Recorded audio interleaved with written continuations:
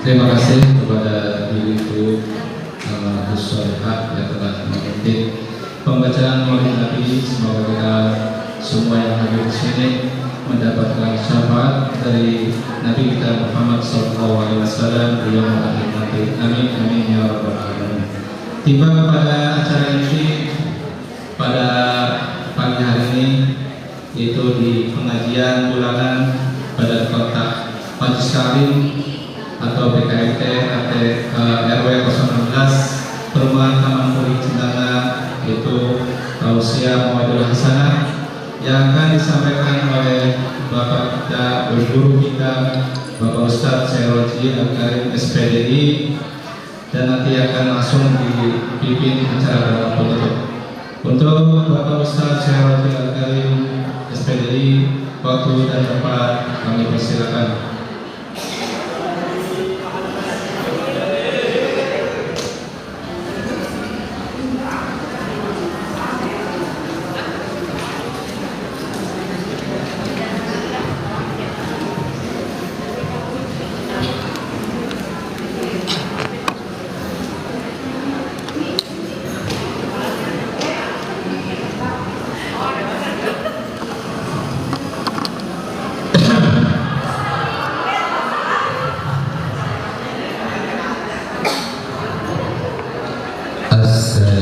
Assalamualaikum warahmatullahi wabarakatuh.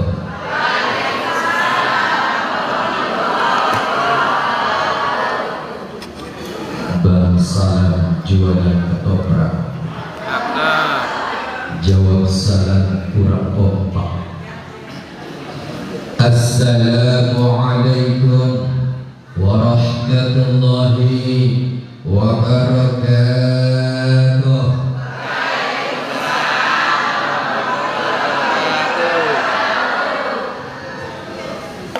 Di belakang pojok sebelah sana itu masih unyem-unyem begitu. Jawab salamnya kayak orang musuh. Sekali lagi yang kompak, yang rampak. Assalamualaikum warahmatullahi wabarakatuh.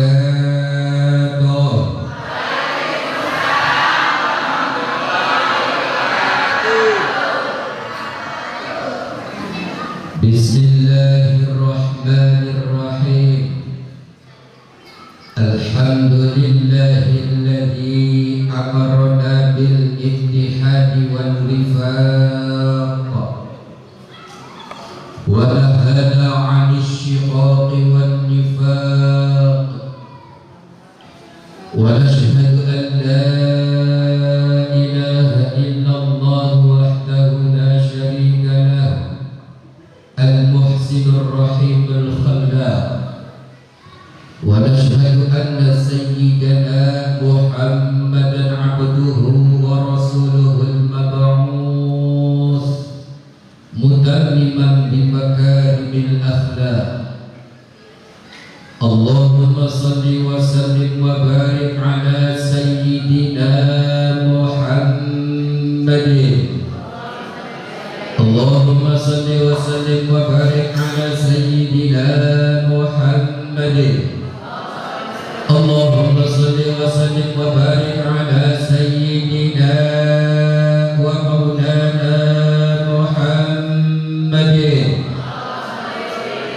afdalil khalqi ala al-itlaq. Salatan wa salaman daimaini mutalazimaini ila yaumil kalam. Amma ba'd. Faqad qala Allah ta'ala fi kitabihil karim. A'udzu billahi minasy syaithanir rajim. Bismillahirrahmanirrahim.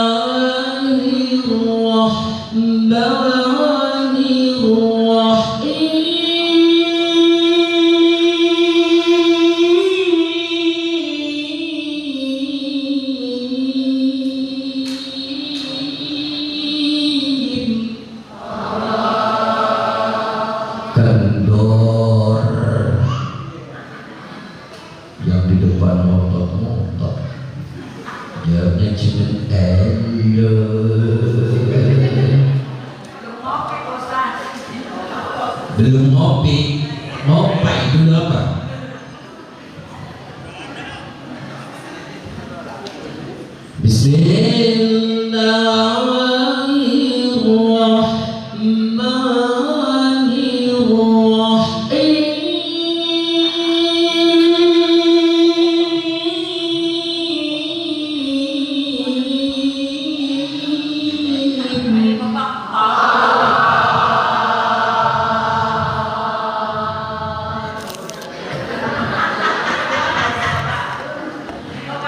Ibu angkat tangan apa? Tangan belum selesai udah berhenti aja ya. Sekali lagi ikutin alur tangan.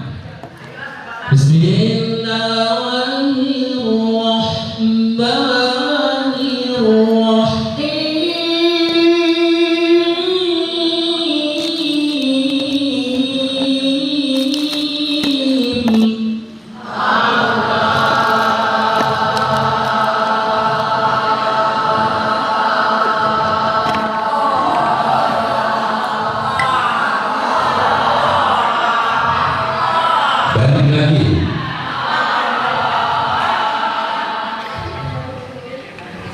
Biasanya kalau sampai ngomong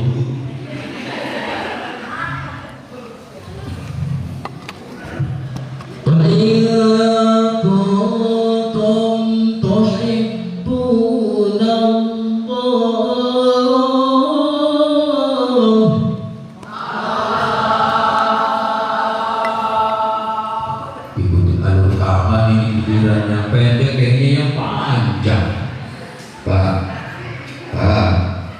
Ibu-ibu pengennya yang panjang mulu. Giliran tangan saya udah stop, nggak mau stop. Qul in kuntum tuhibbuna Allaha fattabi'uni yuhibbukum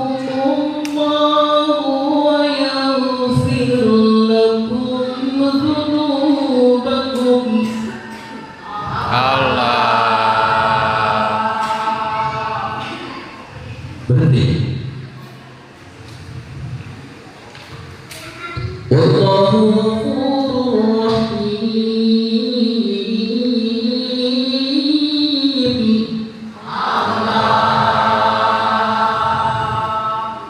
Wa qala Nabi sallallahu alaihi wasallam,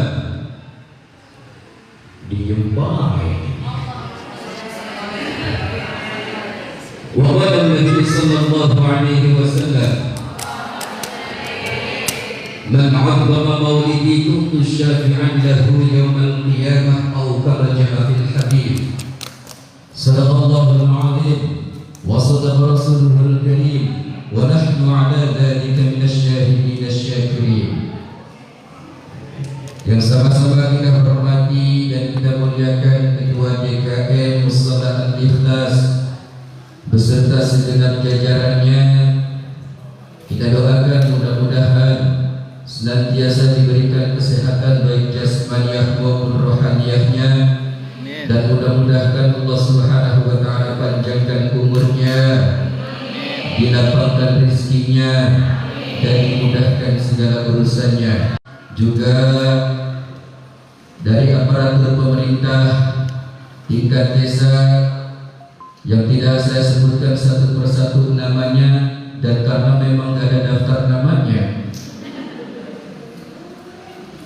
dan juga para asatidz, para kiai, para hujjaj, para sa'adatul qurama, hadirin wal hadirat, dan juga yang sama-sama kita hormati dan kita muliakan Ketua Majelis Taklim. Mudah-mudahan semuanya senantiasa mendapatkan taufik hidayah dan hidayahnya dari Allah Subhanahu wa ta'ala. Amin amin ya rabbal alamin. Puji syukur senantiasa kita panjatkan kehadiran Allah Subhanahu wa ta'ala, Zat yang telah menciptakan berbagai macam corak dan bentuk ragam manusia.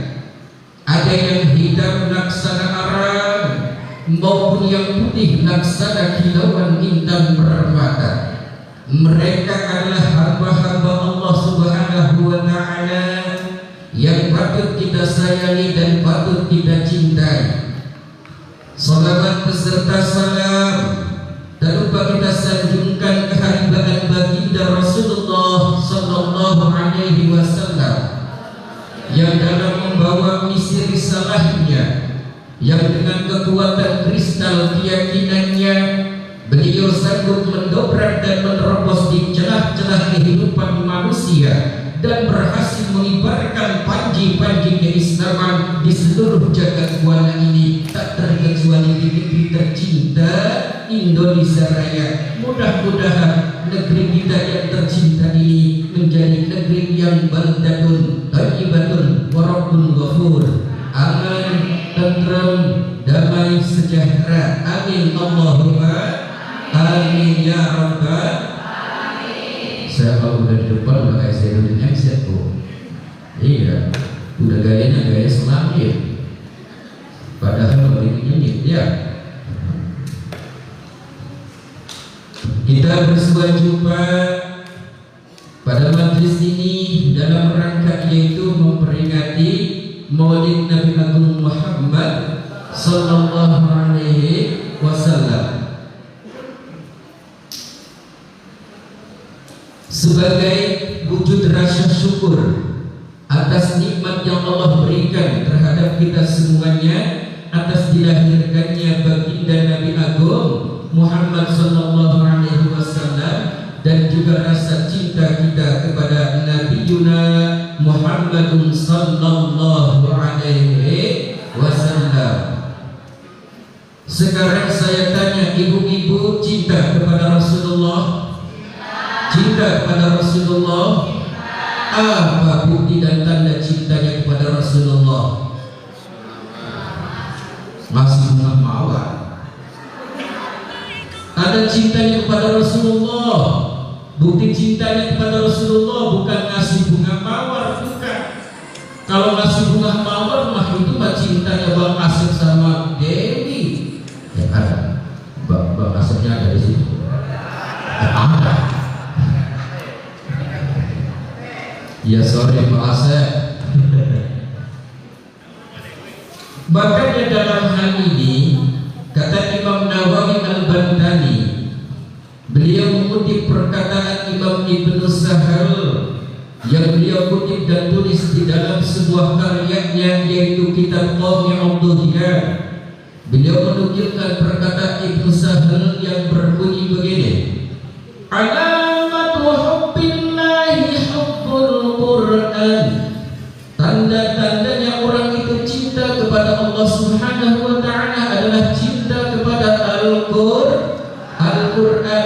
Wa alamatu hubbil Qur'an hubbun Nabi. Dan tandanya orang itu cinta kepada Al-Qur'an adalah cinta terhadap Nabi Muhammad sallallahu alaihi wasallam. Itulah di antara tanda-tanda cinta. Itulah tanda-tanda di antara cinta kita kepada baginda Nabi Muhammad sallallahu alaihi wasallam dengan melalui berbagai macam fase. Fase yang pertama menanamkan rasa cinta yang hakiki kepada Allah Subhanahu wa taala adalah dengan melalui cinta kita kepada Al-Qur'an.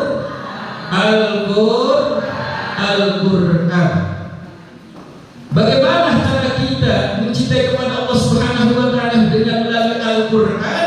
Pelajari Al-Qur'an. Bagi yang belum bisa membaca Al-Qur'an, kita belajar baca Al-Qur'an. Mulai dari belajar huruf-hurufnya yang jumlahnya ada berapa hurufnya? Huruf Al-Qur'an. Gak ada yang tahu. Ya udah, huruf hijaiyah ada berapa? Berapa? 28. Kata siapa itu? Oh, ya. Kita mempelajari Al-Quran dengan lagi huruf-hurufnya yang jumlahnya dalam hijaiyah jumlah hurufnya ada 28. Dari mulai alif, ba, ta, sa, jim, ha, ro, dal, zal, ro, zain sin shin shad dal ta dha ain ghaib fa qaf kaf lam mim nun wawu ha lam alif hamzah. Iya. Pokoknya yang nggak ngikutin juga ikuti. Iya. Betul kan? Yang penting datang ke maulid ikut iya. Tuh wah, jumlah hurufnya 28. Kalau sekarang itu mempelajari Al-Quran dengan huruf-hurufnya bukan alif batak lagi, tapi sekarang itu adalah dengan menggunakan abata sajaha kho dan ro za sa. Padahal ejaan yang bentuknya itu alif ba ta sa jim ha kho. Makanya anak-anak sekarang itu nggak mengenal jim, nggak mengenal itu dal, taunya ja, da, da. Betul. Karena apa? Karena yang mereka pelajari metodenya adalah kalau nggak metode iqra, metode ummi. Kalau bukan metode ummi, metode tiroati. Kalau bukan metode tiroati, ya pelajari metodenya tilawati. Tapi berbeda juga metode yang diterapkan oleh orang-orang zaman bahula, oleh orang-orang zaman dulu. Saya dulu ngaji diperkenalkan oleh orang tua saya itu bukan alif batak sa jim ha kho. Karena kalau saya itu orang Jawa Barat, tepatnya di Indramayu, kalau belajar Al-Quran itu memperkenalkan hurufnya, huruf hijaiyahnya itu dengan alif b t c jim he ho dal dan re z sin shin shad dal ta dha ain ghaib fa qaf kaf lam mim nun wawu he lam alif hamzah. Iya begitu. Tapi giliran dibaca sih sama. Betul apa betul? Tadi bacanya saya sama apa tidak? Baca bismillah. Betul kan? Sama saja dibacanya. Walaupun pengejaannya beda. Dalam arti pelajari hurufnya dengan pengejaan yang berbeda. Walaupun alif b t c jim he ho tetap ketika dibaca sama. Begitupun kalau orang dulu beda dengan orang-orang sekarang, beda dengan anak-anak sekarang. Kalau anak-anak sekarang belajar Al-Quran tanpa dengan metode ngeja, betul apa betul? Tapi orang dulu metodenya dengan mengeja. Ini saya kasih contoh. Umpamanya kita mau membaca Bismillahirrahmanirrahim. Orang dulu mah dieja, bismillah itu dieja. Besin mati jare bismillah tasijare bilam jabarlah re tasijare hir bismillahir rehe mati jabarah hir jabarlah nun re tasijare hir rahmanir re jabarah heja mati jare hir min jani rohini bismillahirrahmanirrahim. Tuh begitu. Anak-anak sekarang suruh ngeja modal.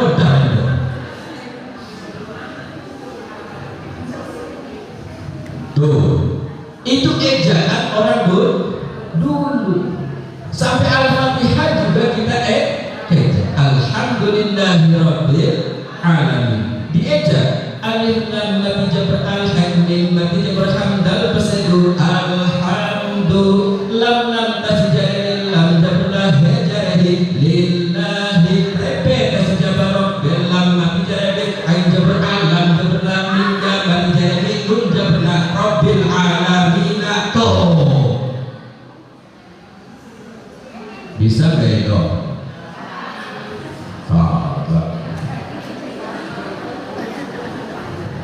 Kalau anak-anak sekarang cepat, langsung ketika belajar Al-Quran dengan langsung membaca. Intinya bagaimana? Intinya bagaimanapun metodenya, yang penting bisa baca Al-Quran. Karena nanti Al-Quran inilah yang akan menemani kita kelak ketika kita sudah masuk ke alam barzakh. Karena nanti akan ditemani oleh Al-Quran sehingga malaikat mungkar nakir tidak jadi mempertanyai kemudian dijumpai oleh dua malaikat yang namanya Munkar wa datang. Dok.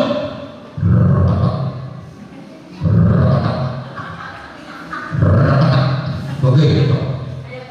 Datang memberikan pertanyaan yang pertama, "Rabbuka, siapa Tuhanmu?" Mau jawab Rabbi Allah, Tuhanku adalah Allah. Karena dulunya nggak pernah ngaji, jadi pas ketika ditanya Rabbuka, siapa Tuhanmu, romansa.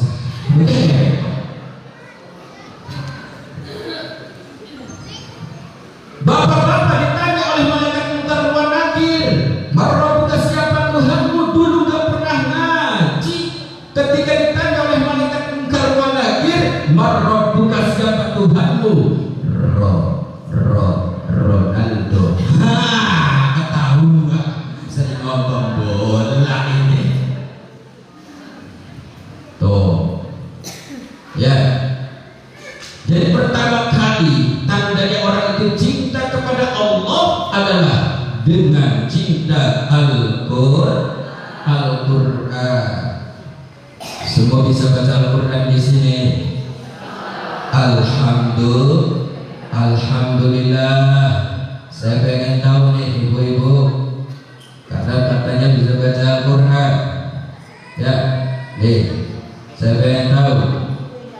Bismillahirrahmanirrahim. Wa inna minhum lafariqan yalwuna alsinatahum bil kitabi litahsabuhu minal kitabi wa ma huwa minal kitab. Monggo lanjutkan.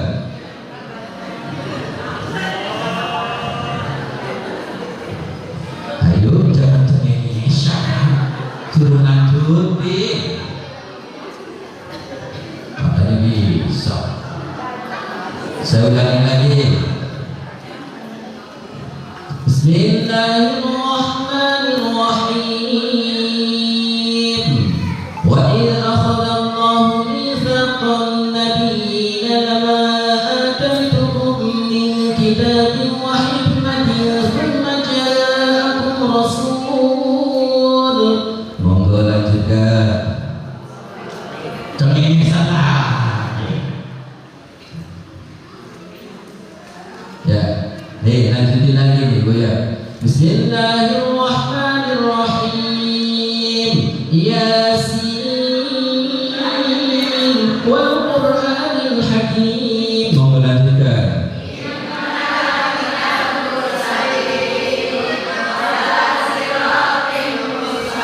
Cukup. Ini kecil ngajinya mingguan. Soalnya sering dibacanya tiap malam Jumat doang. Dan itu bolak-balik sampai muncul Yasin terus itu yang dibaca. Ya. Kembali lagi. Alamatu hubbillahi hubbul Qur'an. Tanda-tandanya orang itu cinta kepada Allah adalah cinta kepada Al-Quran. Setelah kita mempelajari dari segi bacaannya, kemudian sedikit demi sedikit kita mempelajari dari segi maknanya, baik makna yang tersirat maupun yang tersurat, baik makna secara eksternal maupun internal, baik makna secara eksplisit maupun makna secara implisit. Tuh, dipelajari maknanya. Cuma mempelajari makna Al-Quran itu tidak mudah. Butuh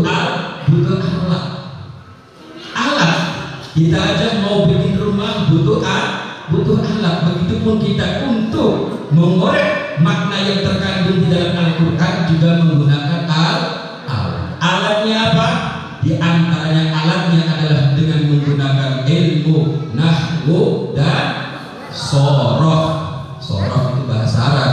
Kalau ditulis bahasa kita saraf, begitu.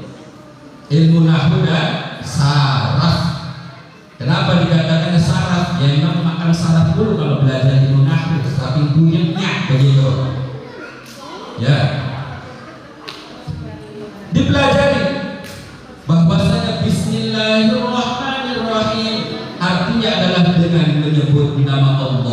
yang maha pengasih lagi maha penyayang. Paham belum? Paham belum artinya bismillah? Kira-kira bisa dipaham belum tuh? Bismillahirrahmanirrahim, dengan menyebut nama Allah yang maha pengasih lagi maha penyayang. Belum bisa dipaham? Pahami, karena butuh alat untuk mengorek makna yang terkandung di dalamnya sehingga kita bisa memahami ayat-ayat yang terkandung di dalam Al-Qur'an. Ternyata ilmu nahwu berperan dan juga ilmu sharaf di sana. Oh iya, bismillah itu bab yang pertama hurufnya. Huruf bab yang pertama itu dalam ilmu nahwu disebutnya huruf jar. Huruf apa? Huruf apa, Bu? Iya, huruf jar dan huruf hajar, begitu. Huruf jar. Ternyata huruf jar itu memiliki muta'allah, memiliki hubungan, memiliki keterkaitan makna yang dibuang, yaitu kata kerja yang berupa ai abda'u bismillahi, atau ai abda'u bismillahi, atau ai a'malu bismillahi, atau ai aqra'u bismillahi. Kalau kita menggunakan ai aqra'u, berarti artinya saya akan membaca bismillahirrahmanirrahim dengan menyebut nama Allah. Tuh, begitu. Bismillahirrahmanirrahim belum lagi di i'rabnya. I'rab itu arti perubahan akhir kalimat, tergantung kata kerja yang masuk. Dan bismillahirrahmanirrahim bahu dan istimajul kurujan al-wajah dan asal dhahir sejumlah jar majul ta'alluq kepada fi'il yang dibuang takbirnya ay abdan bismillahi ay huruf tafsir abdan kalimat fil mudhari kun rafa'a al-matrafa dan dhahir bismi mudhaf Allah mudhaf ilaih kurujan al-wajah dan asal dhahir ar-rahman jadi sifat awal dari lafaz Allah. Kalau sifat harus mengikuti mausuf alihnya, senang adanya jar, sifatnya kedua jar al-wajah dan asal dhahir. Ar-rahim menjadi sifat yang kedua dari lafaz Allah. Kalau sifat harus mengikuti mausuf alihnya, ketika mausuf alihnya dibaca jar, maka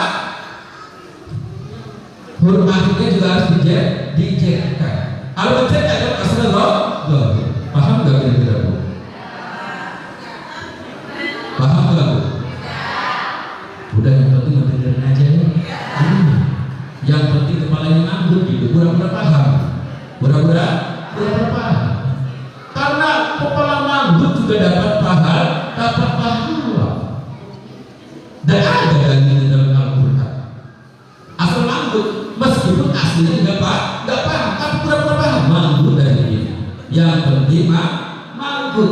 Paham nggak paham apa yang disampaikan oleh Ustaz, yang penting nganggur. Karena kata Allah Subhanahu wa taala begini, al-yawma nakhtimu ala afwahihim wa tukallimuna aydihim wa tashhadu arjuluhum bima kanu kendor. Al-yawma nakhtimu ala afwahihim wa tukallimuna aydihim wa tashhadu arjuluhum bima kanu. Nggak usah disuruh begitu, harus refleks. Kata Allah, pada hari ini kami kunci mulut-mulut mereka, dan mereka semuanya tangan-tangan mereka akan berbicara di hadapan Allah Subhanahu wa taala, akan menjadi persaksian semuanya selama hidupnya di dunia di hadapan Allah Subhanahu wa taala dengan apa yang mereka perbuat. Tuh. Jadi nanti di hadapan Allah seluruh anggota tubuh kita ini akan dimintai pertanggungjawabannya, termasuk kepala kita. Nanti ditanya oleh Allah, wahai kepala, kamu diciptakan untuk apa? Alhamdulillah ya Allah, Engkau ciptakan kepalaku dan aku jadikan kepalaku untuk manggut-manggut di sebuah majelis meskipun gak paham ya Allah. Tuh.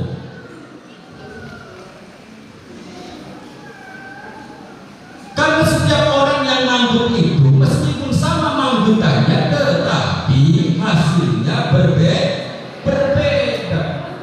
Kalau duduk di sebuah majelis, paham nggak paham, tapi kepalanya manggut aja pokoknya manggut. Meskipun nggak paham, tetap dapat paham. Tapi kalau manggutnya setajam karang kau bicara, manggut nggak kepalanya?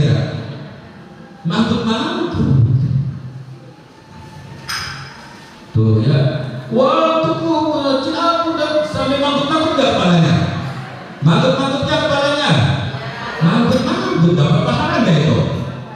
Nggak dapat paham. Duduk di majelis taklim meskipun nggak paham apa yang disampaikan oleh kiainya ustadznya, tapi mau manggut, tetap dapat paham. Karena orang manggut itu kan model-model. Manggut itu ada macam-macam. Ada yang manggut betul-betul paham, juga manggut begini paham. Ada yang pura-pura paham juga, manggut juga, manggut. Ada yang orang itu kebablasan khusyuk manggutnya sampai begini. Tuh, kelamaan manggutnya, saya pikir itu orang lagi dengerin ceramah khusyuk banget. Ternyata itu masya Allah saya kok kayak keluar airnya ya kata saya. Ternyata bukan air mata yang keluar itu. Yang keluar ternyata air yang keluar dari sudut bibirnya.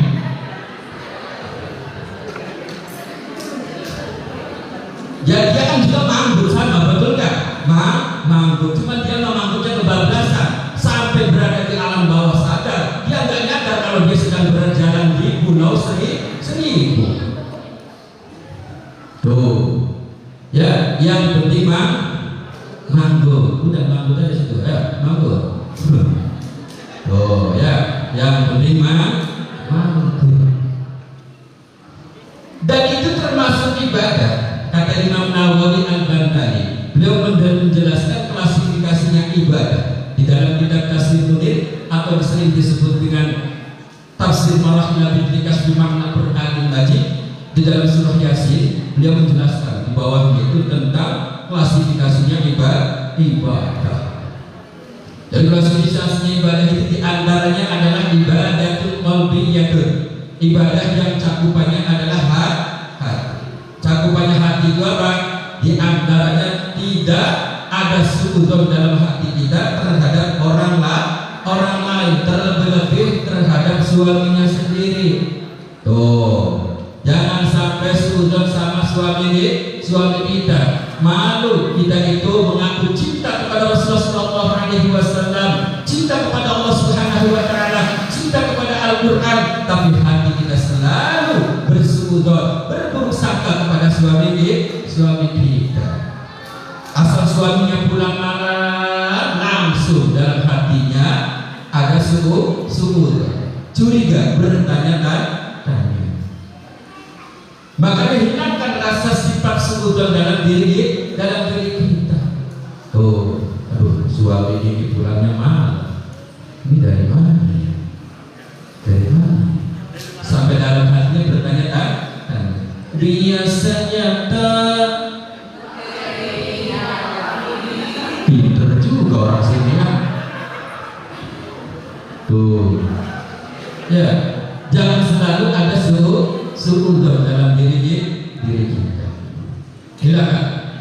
Dan ibadah qalbiyah itu masuknya ketika hilang rasa suudzon dalam hati kita, tidak berburuk sangka, Allah Subhanahu Wa Taala akan berikan pahala. Termasuk niat kita dalam kebaikan. Terus yang kedua adalah ibadatun badaniyah atau ibadatun jawarihiyah, ibadah yang mencakup seluruh anggota tubuh yang di antaranya tadi itu manggut. Oh, ya. Makanya duduk juga kita dapat pahala, ya. Makanya duduk di majelis itu nggak ada ruginya. Tapi ingat, meskipun duduknya sama, belum tentu hasilnya berbeda. Belum tentu hasilnya sama. Begitu. Ya. Contoh. Saya kasih contoh. Orang duduk sila di sebuah majelis, atau orang duduk seperti duduk dalam sholat, yaitu duduk tawarruk atau istirahat. Duduk dalam sebuah majelis, mendengarkan apa yang disampaikan ustadznya, dia duduk saja. Nanti duduk kita akan menjadi saksi di hadapan Allah Subhanahu Wa Taala. Tapi duduknya sila biar khususnya melebihi khususnya orang zikir. Tapi kalau duduknya sambil megang kartu, nih wabil khusus bapak-bapak nih. Meskipun duduknya sila melebihi khususnya orang dikit megangnya kartu, dapat pahala nggak? Dapat pahala nggak?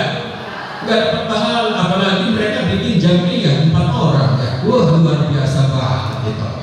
Apalagi pas kartunya Polda, masya Allah, matanya sambil melotot modar begitu. Oh, bilang sama bapak-bapak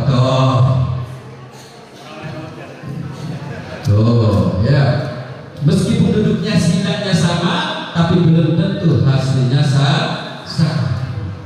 Tuh ya, meskipun kita duduk di sini rasa capek kita tahan-tahan.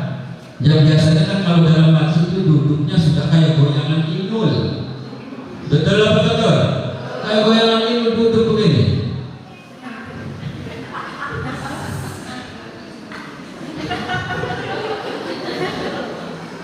Duduk ke anteng amat, udah kayak ular jetuk.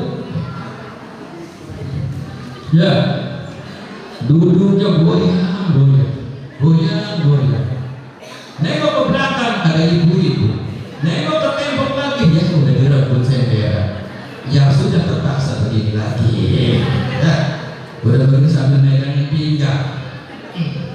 Lama seseorang maharoma bawang goreng sudah kesini lagi ngaji masih ngurusin baik bawang goreng, padahal kita harus busuk.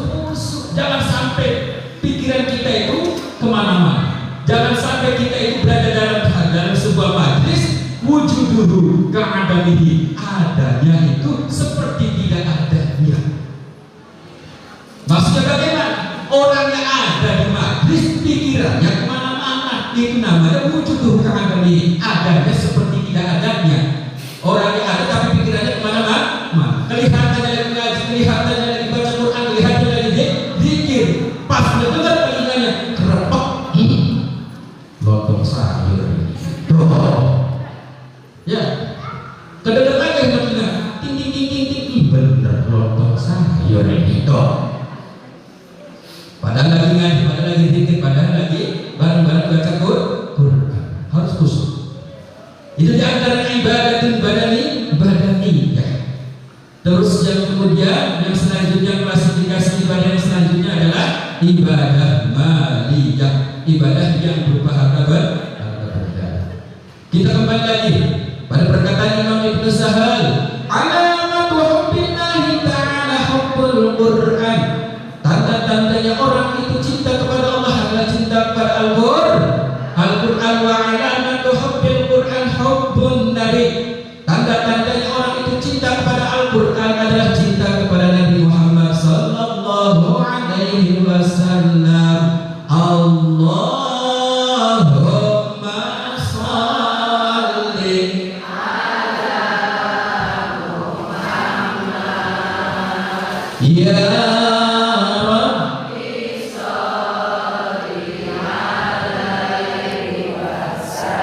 sekali lagi, Allahumma sholli ala Muhammad ya Rabbi sholli alaihi wasallim. Sekali lagi saya tanya, cinta kepada Nabi Muhammad, cinta kepada Rasulullah, tanda cinta kepada Muhammad, cinta kepada Rasulullah itu sama suami jangan marah-marah terus meskipun suaminya lagi kena musibah, mungkin habis di PHK. Jangan sampai keluar dari mulut kita itu sama suami, dasar suami mau kondok, modal do pencemaran. Dasar suami mau kondok, modal do. Jangan sampai perkataan begitu.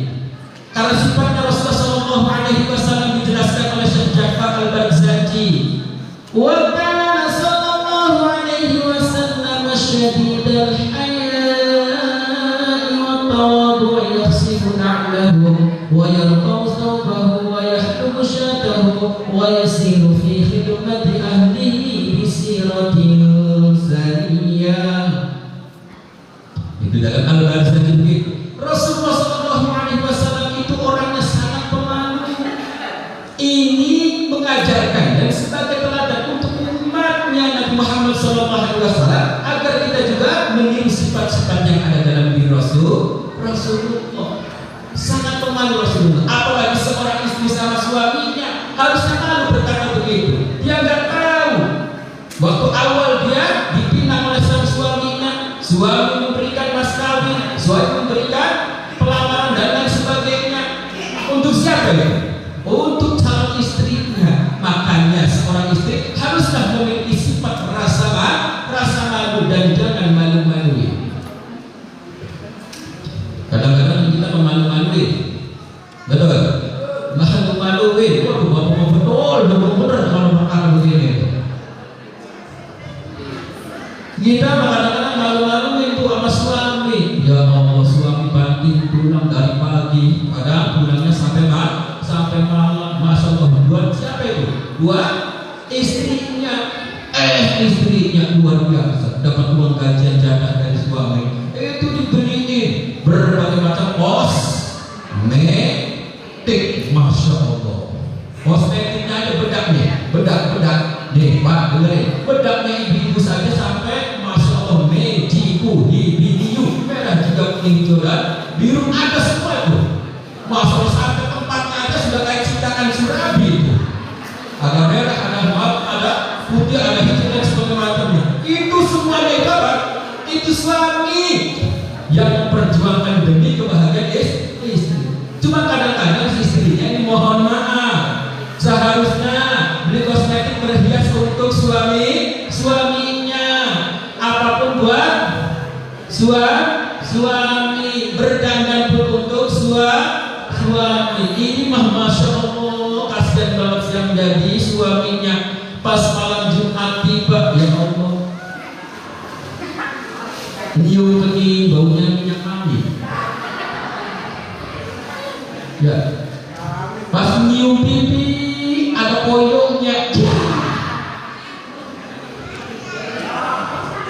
Pas nyium badan baunya BPU dia. Ya Allah Bapak, kasihan banget malam Jumat, luar biasa.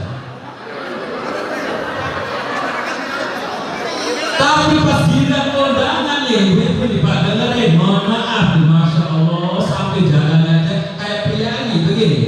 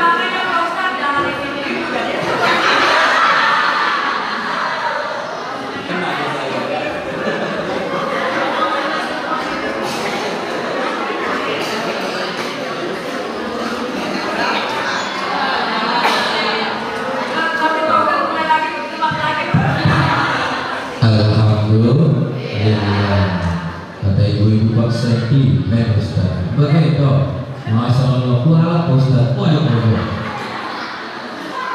Sampai mana tadi? Sampai lupa saya.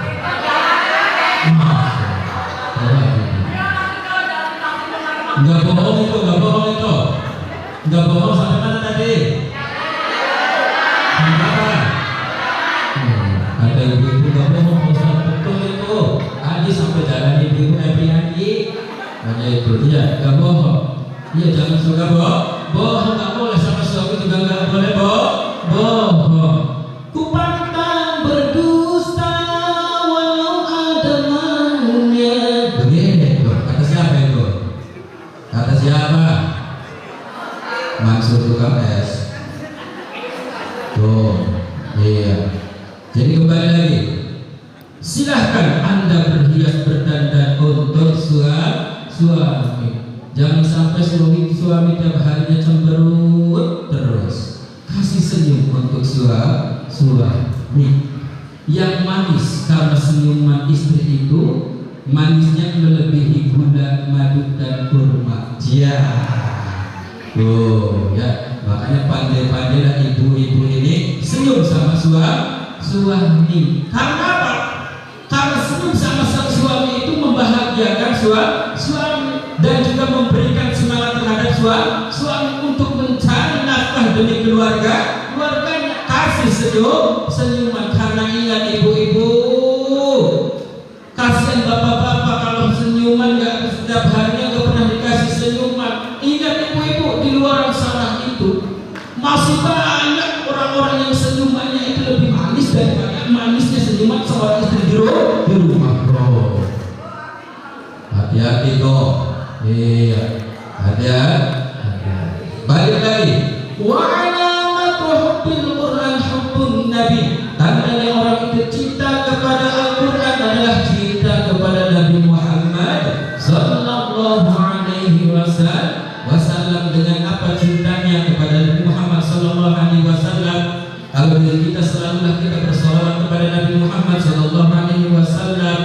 Karena kata Nabi Muhammad sallallahu alaihi wasallam, inna awlan nasi bi yaumal qiyamati aktsaruhum alayya shalah. Allahumma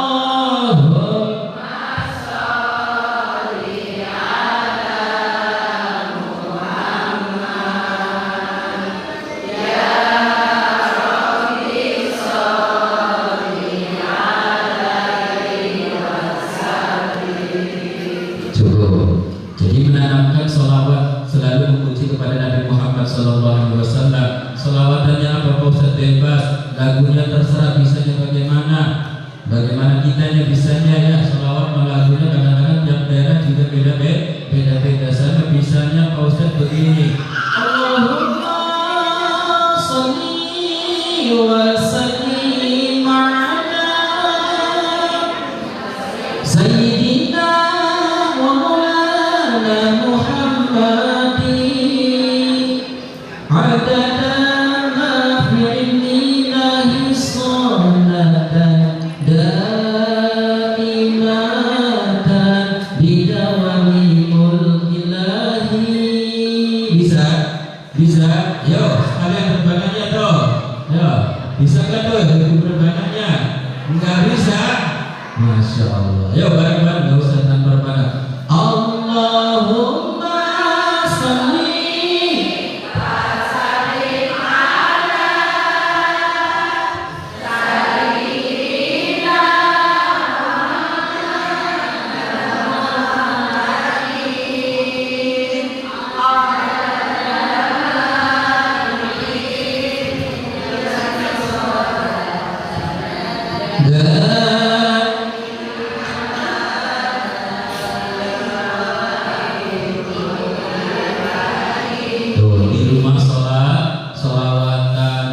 sambil jalan juga naik motor sholawatan, di dalam sholat juga sholawatan, bahkan ketika mahalul qiyam juga sholawatan. Dan tanamkan juga rasa kecintaan kepada Nabi Muhammad SAW kepada putra putri kita dengan melalui sholawat. Namanya sholawat, namanya bocah gak apa-apa.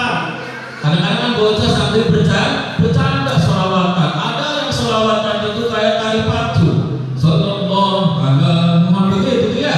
Ya wajar, namanya juga anak-anak. Ada juga yang sholawatan bocah begini, sallallahu alaihi Muhammad, senapan dibagi empat. Ya Allah, kasihan amat yang banyak dibawa umat. Apa kencang banget. Ya Allah, ini tanggung jawab sama Kiai Umar ini. Dibawa umat Ustaz. Ya namanya bocah gak apa-apa sambil bercanda. Tapi yang penting intinya adalah menanamkan rasa kecintaan kepada Nabi Muhammad sallallahu alaihi wasallam. Karena kata Nabi,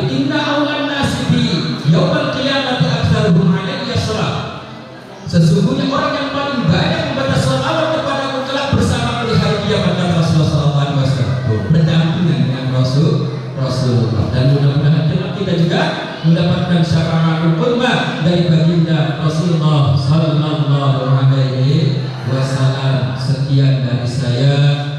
Bila mana ada kekurangan dan kelebihannya mohon maaf yang sebesar-besarnya, dan sedikit mudah-mudahan bisa bermanfaat bagi semuanya, khususnya bagi saya pribadi. Buah kelapa, buah alpukat, jangan lupa bawa berkah. Sekian dan terima kasih. Akhir kalam, wallahu